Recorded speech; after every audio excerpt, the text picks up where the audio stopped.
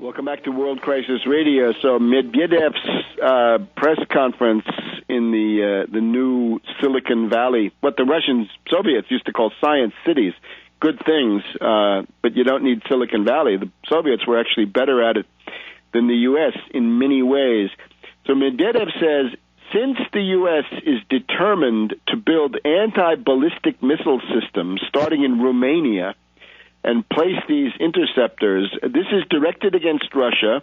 This is detrimental to the Russian capacity for self-defense. It could completely invalidate the START Treaty. And, of course, the preamble to the START Treaty says that there is a linkage, a junctim, a definite linkage between the offensive nuclear weapons and the defensive ones. So if you think you're going to sign a treaty on the offensive missiles and then go outside of that and build up your defensive anti-ballistic missile park, then you have another thing coming, says Medvedev. He's been forced to do this. Essentially, the line of firmness is the Putin line. Medvedev, of course, axiomatically thought that the West was a partner, that there was a reasonable, rational interlocutor in Washington. Well, there is not. Medvedev basically having to say that his entire reset diplomacy has come to nothing, ashes and dust. Putin was right, and he's got to sound more and more like Putin. He can't say, I disagree with Putin about Libya. He's got to say, Putin and I agree on just about everything. So that's important. Now, Medvedev also says, better late than never, there will be no UN resolution regarding Syria. It will be blocked. I hope it will be vetoed.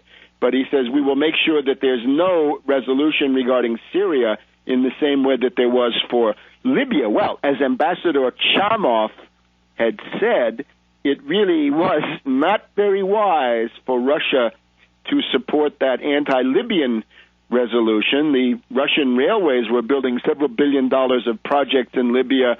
Libya was looking to buy surface-to-air anti-aircraft defense missiles from Russia. All of that, of course, out the window now that we have our dear friends at the Libyan Rebel Council in Benghazi. We've got Jibril, Hifter, Yunus, and Jalil, this gang with Al-Qaeda, right? Half of their council, presumably from Al-Qaeda and the Libyan Islamic Fighting Group.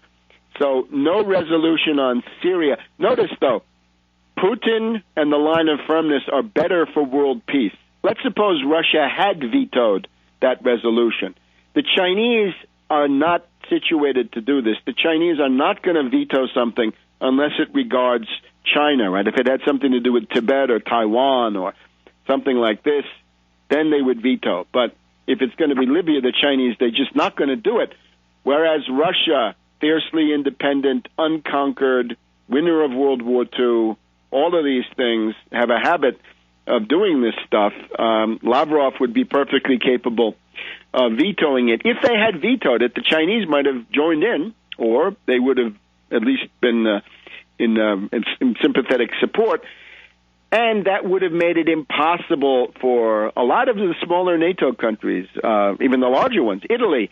But, for example, Italy would have had a very hard time letting the British, the French, and the U.S. use the Italian air bases if there had not been the cover of the Security Council resolution. Places like Belgium and the Netherlands and Norway and Qatar and all of these other places, they would have had a very hard time participating in the attack, the genocidal attack on Libya, if it hadn't been for that UN resolution. So the line of firmness would have served world peace better.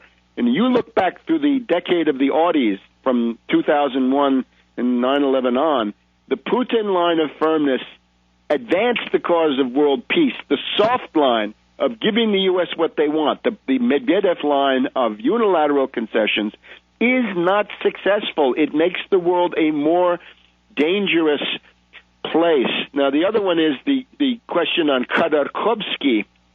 Khodorkovsky, the Russian oligarch, right? What did he want to do? Well, he wanted to sell the oil of Siberia to Chevron at bargain basement prices, right? He wanted to essentially sacrifice the inherent wealth of the Russian people, fill his own pockets, betray the country. he also wanted to organize a coup d'etat. He said, Berlusconi is the richest man in Italy. He gets to be the boss. I want to be the boss. I'm the richest man here. Well, unfortunately, it's not a bidding contest. It's a great nation. So Medvedev is asked, do you think that Khodorkovsky is a public menace? And he says, no. Now, Putin had correctly said that guy should stay in jail. And here's why he should stay in jail. Here's the scenario now. If Khodorkovsky were to be released from jail, from prison in Russia, the obvious next move would be for the CIA to make him into the hero of a color revolution to destabilize Russia. He would become the new Suu Kyi.